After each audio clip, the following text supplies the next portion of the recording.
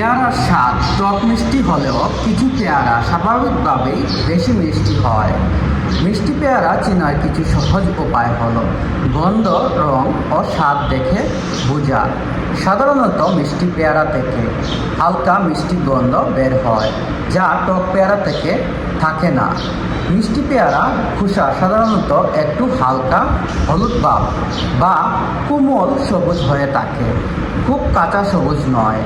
আঙ্গুল দিয়ে চাপ দিলে যদি সামান্য নরম লাগে তবে তা খাওয়ার উপযুক্ত এবং সাধারণত মিষ্টি হয়।